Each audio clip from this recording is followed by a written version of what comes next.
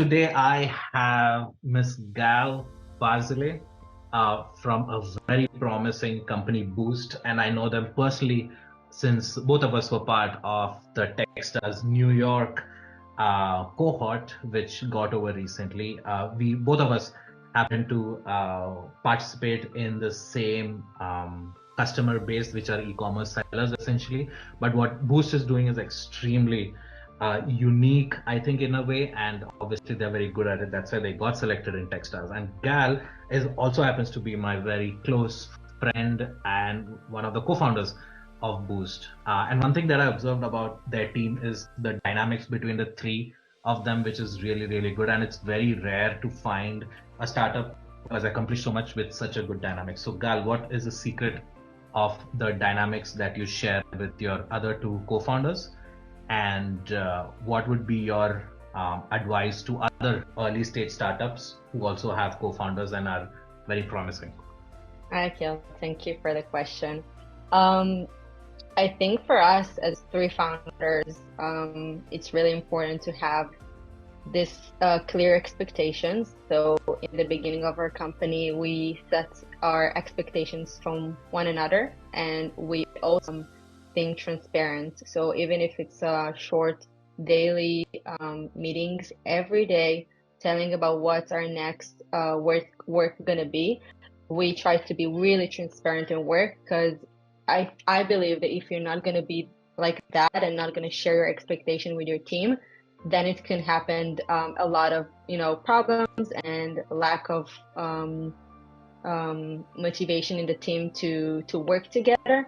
I think we can, as founders, we can do a lot of things, right? We can do a lot of different tasks. And if all the teams share what they're working on the same day, or even their goals and KPI for the month or for the quarter, then as a founder, we can agree on the prioritization of things. And if you're just working by yourself, it's not going to work, because everyone will think that working on the best thing or his goal is the most important, the KPI is most important. And I think keeping those expectations and be transparent as you can will keep your team function as three founders. And another thing for those who are listening that don't know Gal in up close and personal is that she is a master marketer. She is great in interpersonal relationships. I think she can strike up a conversation with almost anybody. And I've seen her participate in events and trade shows and expos, and she's extremely good in making those connections. And since you have spoken to, I'm sure, hundreds of people in the e-commerce industry, what are your thoughts on the near future, on what's going to happen? Will it shrink? Will it increase? How are the different players? What are the dynamics? And if you think that, what are your thoughts on what needs to improve specifically for the sellers who participate in the e-commerce space? So first of all, it's a long question. First of all, things will change. I will see a lot of new trends in the e-commerce space. E-commerce in general, the market is growing and rapidly growing. We can see statistics. Nobody can claim differently. After COVID, we can see the numbers. People are more engaged. They know how to open businesses online. The platform becomes stronger. Shopify, for example, just opened their marketplace just as Amazon. So we see a lot of new trends in the possibility to be an owner of an e-commerce business or brand. Because of those changes, because of the increase of business owners, we're going to see a lot of competition. I think in general, marketing is going to be harder. Not just the pricing is increasing the platform, but also a lot of more competition. So if you had a brand, now you have more other people compete with you on the same product. You need to differentiate yourself from other new companies in the same industry. Some of them are going to have capital in order to try to compete with you better. And one of the biggest trends that we saw is the acquisition in the space. This is exactly what my company work on, the M&A. And because of that, because of a lot of people raised money in the last 2 years in order to buy, for example, Amazon businesses, Shopify businesses, we will see, as I mentioned, much more of a competition. What we see also in the market is companies that buy other softwares slash agencies and creating those model of new companies in the market. So we'll see a lot of mergers and acquisition in the Amazon space and Shopify in general.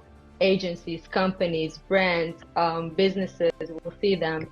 And yeah, I'm looking forward to see what's going to happen and support all these businesses as well in the process of buying and selling the business. Excellent. Very, very insightful, Gal. And final last question of them all. I know that there are lots of startups who apply to get into Techstars, and New York happens to be one of the best, as we both know and were told. So what would your advice be for all those startup entrepreneurs who wish to apply and possibly get into or be a part of Techstars? And how has your experience been as an entrepreneur and on a personal level as well? It's two questions in one question. I will say that for me, in the beginning, before we got accepted, I knew like I want to apply for Techstars. I knew this opportunity were gonna be big, especially finding other founders in different markets. It wasn't important to me to find founders in the same ecosystem because this is something I can do by my own. It's to find founders that I will find that I can communicate, I can talk and build this network, but for real, not just stay building a network, actually communicate with them, and then some of them become one of my closest friends. So it's nice to see it happen because I knew it's gonna happen, and I think this is one of the best things that you can have from those accelerators such as Techstars. What was the second question? I forgot. What would your advice be for startups who want to get the advice? Okay, few advice. First, it's to apply with a team that you know you want to work a lot on that. I don't think just like bring another co-founder and apply for this will work. You can see the dynamic in the team when you submitting and we start interviewing. Like you can see that, and they're not gonna choose a team that are not gonna work good together. And more than that, it's important. You know, it's a long marathon to running a startup, so you choose a team carefully. Know your vision of the company. If it's gonna change, it's not really matter. In the beginning of the interview, you will need to speak about your company. So know what's your vision of the company, where you see the company 5 years from now is super important, not just what you're working now, how you envision your company in the next few years, especially if you're talking with investors and Techstars, it's an investment. And the last one, I think, try to learn from people as much as you can, because you can operate your company during Techstars and learn a lot from the programs and from mentors, but like learning actively from things that are happening, such as test another product of one of the founders, go to a webinar with other founders or a conference or a meetup. Like try to do that and learning by hands and not just learning by another Zoom call or another, a presentation, because those things that you can do every time. And I think this program is so unique because you do things that you will never experience. So learning by hand was super important, and it's a lot of people, a lot of founders in the same place and the same time. You're not going to have another experience like that. So it is unique. Oh, very well put. I think that'll be super helpful. And thank you so much for your valuable time. I know your time is very precious and you want to cut off the Zoom call as soon as possible. But I'm glad that you gave time, and I'm sure it'll be helpful to a lot of people too. Thank you. Thank you.